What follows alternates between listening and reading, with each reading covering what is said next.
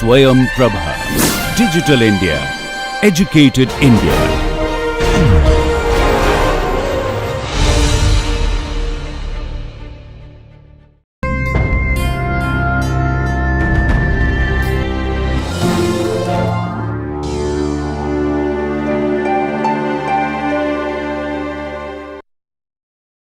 So I think one thing that you may be convinced with already is that we need alternatives to kinetic modeling.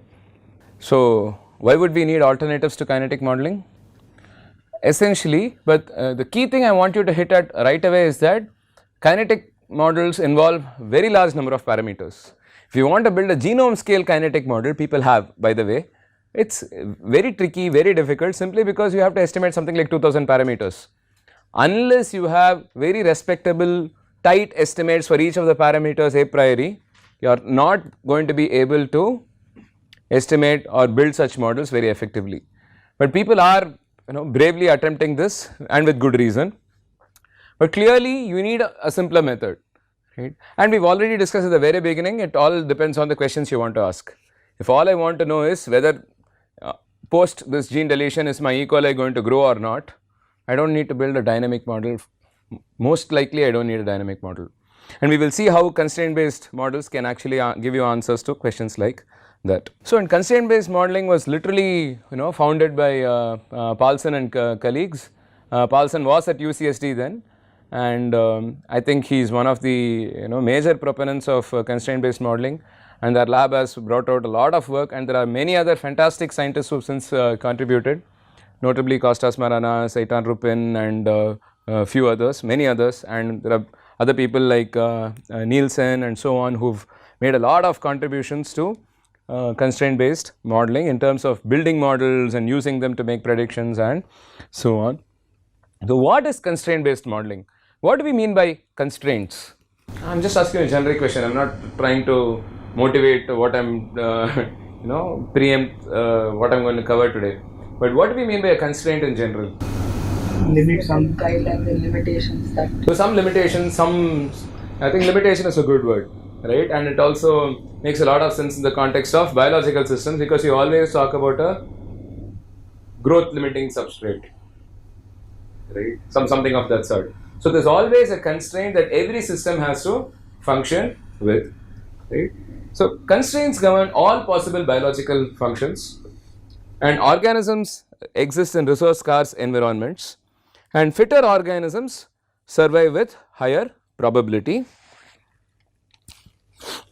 And fitness itself requires satisfying several constraints which limits the range of observable phenotypes. So at this point, I want you to think about what kind of constraints do we need to satisfy to live, or what organisms need to satisfy to survive, what constraints must they satisfy. Can you think of some simple constraints? The amount of nutrients one should need to. Concentration. Yeah, so nutrients, but something more macroscopic.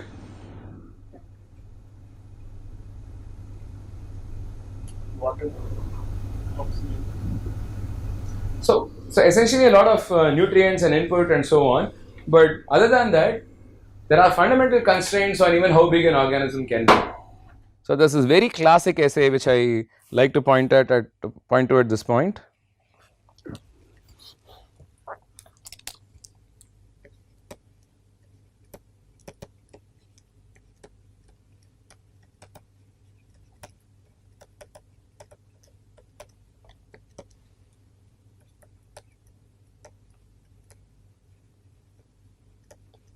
A really decorated biologist, JBS Haldane, who essentially wrote this essay in 1926, I think, on being the right size, where he essentially argues that a human being can only be so big, an elephant can only be so big, whereas an insect does not need to have oxygen in its bloodstream, because it has got such a small body, to power it can take air by diffusion, take oxygen by diffusion, right.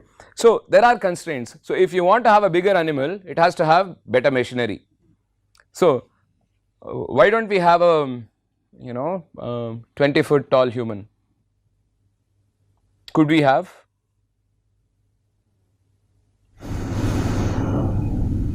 Won't be able Well, to, we, legs won't be we able to. could, but what would be the challenge? Bones won't be able to support that. Yes, in fact, that's actually what Haldane argues, right? He argues that you can't, there is some dependency between the weight an organism can be and the cross section of its bones, right? Because it has to support that kind of a weight, right? But even simpler than that, I would think of something else before even I go to bones. How the blood flow. Yeah. So can you have a heart that's powerful enough to pump blood 20 feet in a human being? I mean, it does it in giraffes, but can it do it in human beings? Right. So those might be the constraints. So these are some sort of implicit constraints. You don't really stop and think about these constraints, but clearly there are some constraints that you have to follow. If you step to the microscopic level, there are clearly other constraints that one has to follow. For example, thermodynamics. No reaction in your body can violate thermodynamics. No reaction in your body can violate stoichiometry. Right? So there are some such obvious constraints that exist in nature.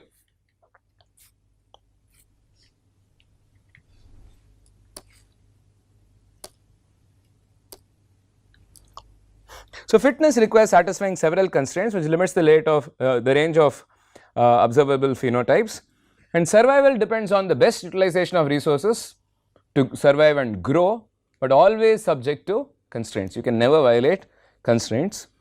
So the next idea is that since phenotypes must satisfy constraints, constraints can help eliminate impossible behaviors, right? And this is where I borrow this classic slide from Paulson, who asks how often have I said to you that when you eliminated the impossible, whatever remains, however improbable, must be the truth. The famous fictitious character, right? I think you must be familiar with Sherlock Holmes, right? So this is a very classic example on you basically start with a big pool of suspects and then you go about eliminating one by one to arrive at a smaller pool of suspects who have to be tested in a different way. We essentially do the same thing here. We start with an unbounded solution space, right? So think as a space of possible solutions. But what do we mean by a flux distribution in the first place, right?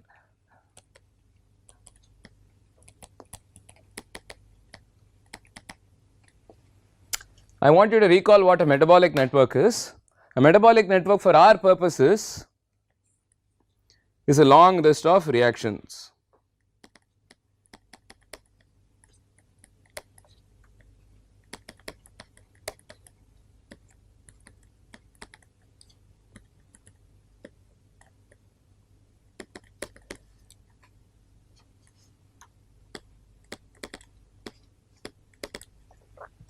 I said approximately this is what a metabolic network is. If you recall, we had an analogy with traffic networks and things like that and so on. So this is your metabolic network,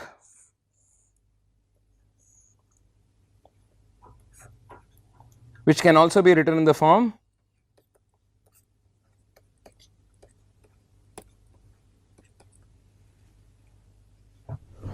right. You remember we did this on how do we write out each fluxes. So you would say that dA by dt is going to be minus VR1 or minus V1, right, and dB by dt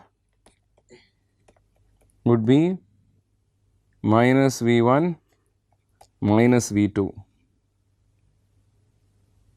right, something of that sort. So now these are your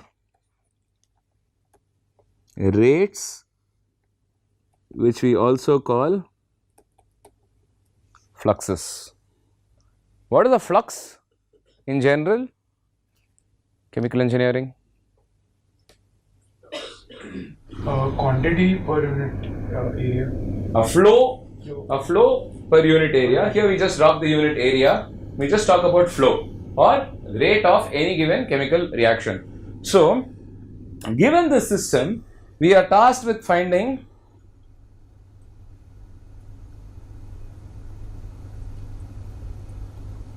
rates of all reactions, meaning V1, V2,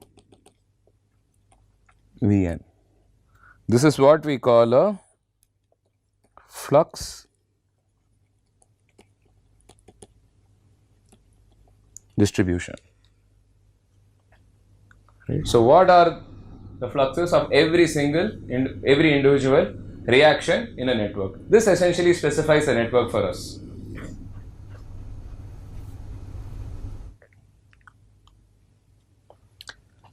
So, think of this as a flux space, right? It's a 3-dimensional space. So, you have flux A, flux B and flux C, right. So, just think of it as 3 reactions V1, V2, V3, right.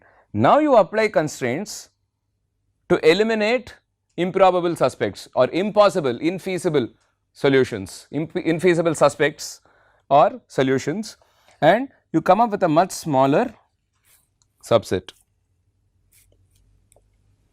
Okay. So, you will note that from one infinite subset you have gone to another infinite subset, but clearly this is quite restricted.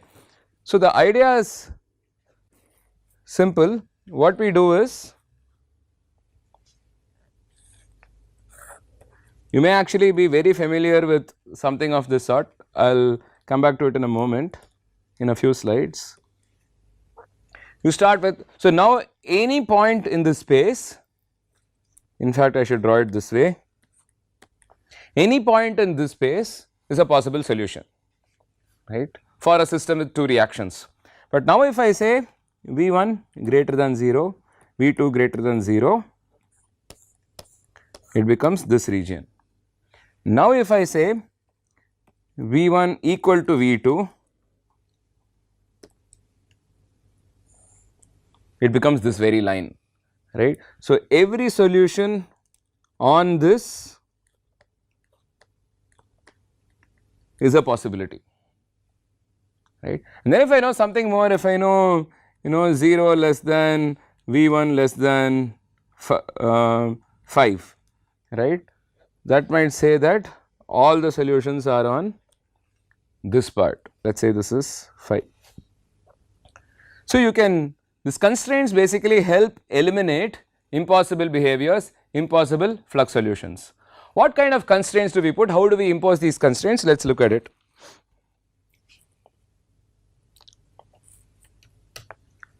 Right. So, you can think of different types of constraints. Some classic examples would be environmental constraints. I think that is something everybody thinks about first up. What are the nutrients available? What is the availability of my carbon, oxygen, sulfur, nitrogen and phosphate sources? Of course, pH, temperature, osmolarity and availability of NADH, NADPH and so on.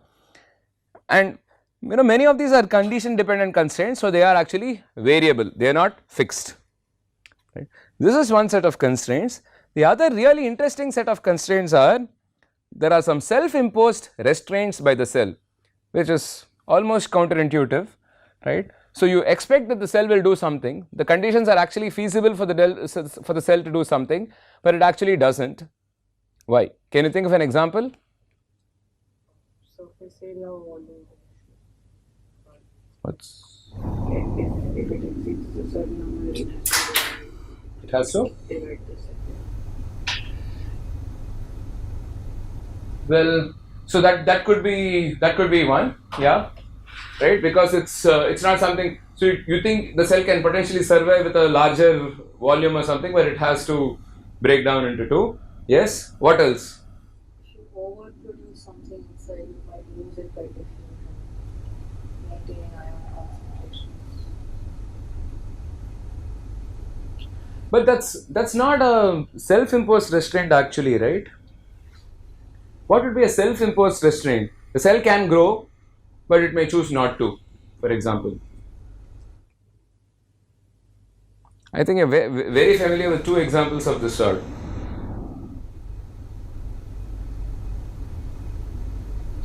When does the cell choose not to use the substrate?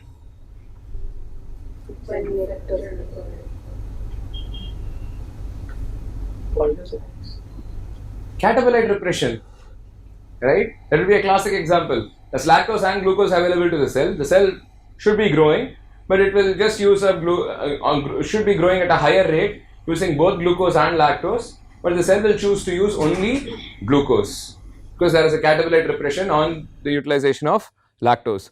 Once glucose is exhausted, you have a dioxic shift, and the lactose enzymes are then expressed, the genes are expressed, and then the lactose metabolism kicks in. Right? So the cell essentially chooses not to use lactose, right. So another very similar example, a cell chooses not to grow. Sporulation. Right? So the conditions seem to be reasonable for growth, but the cell is trying to eliminate a suboptimal phenotype, which could be reasonable growth under some harsh conditions, and confine itself to a behavior of increased fitness. It really depends upon what you define fitness, but if you talk about fitness as the ability to survive and live on for more generations, maybe the cell is achieving that by sporulating, right? So the spore is more stable, and when the conditions become more favorable, the cell can again start growing and so on, right? So there are such self-imposed restraints as well, but we will focus on simpler constraints, essentially connectivity coming from system stoichiometry. First up, what is stoichiometry?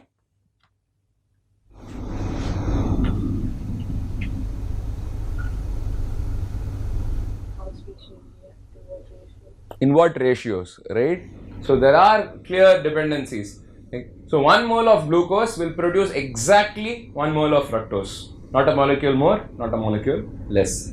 1 mole of glucose will produce exactly 2 moles of pyruvate via glycolysis, right? So this becomes a nice constraint, and of course there is thermodynamics.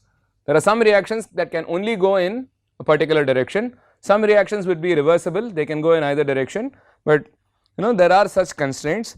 Then there are maximum flux rates, right? So every enzyme has a particular turnover number, right? It may not be able to turn over more than X number of molecules per second, and there are there's genetic regulation, there's you need to worry about time constraints, mass action. There are many other constraints that you may be able to think up of, but most importantly I would say are connectivity, thermodynamics and capacity. So what would this translate into practice? We will see shortly. So let us take a very simple example. What is the size of the stoichiometric matrix for this system?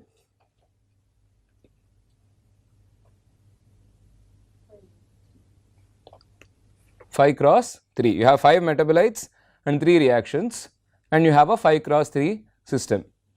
So let us just go back to the concept of the stoichiometric matrix.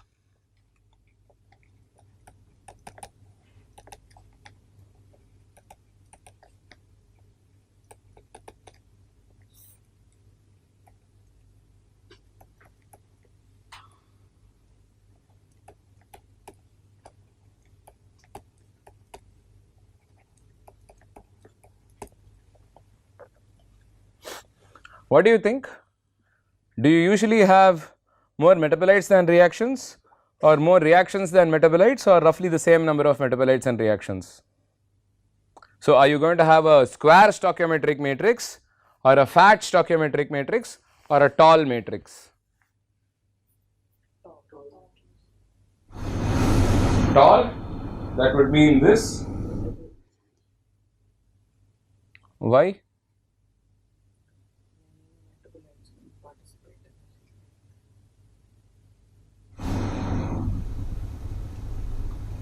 Right, but the same metabolite can also participate in more than one reaction, right? So you would see that ATP participates in 100 reactions, and maybe glucose participates in like 30-40 reactions, and there are other metabolites that will participate only in 1 or 2 reactions. You might see a sort of power law there as well normally, right? So you would normally observe that the same metabolites mix and match amongst different reactants, right? Obviously some metabolites keep changing. So invariably you have M less than R, which means you have fewer rows than columns and you have a fat stoichiometric matrix. We will see what implications this has. So, for now you remember that you can set up the equations like dx by dt is S into V, right. So, what are the V's again?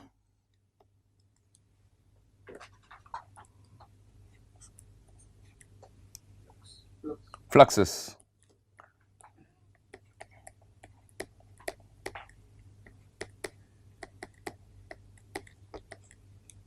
What is X?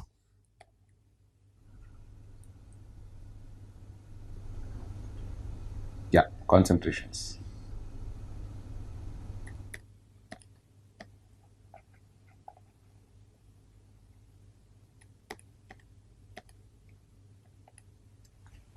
Metabolite concentrations. So, rate of change of metabolite concentrations linked via the stoichiometric matrix.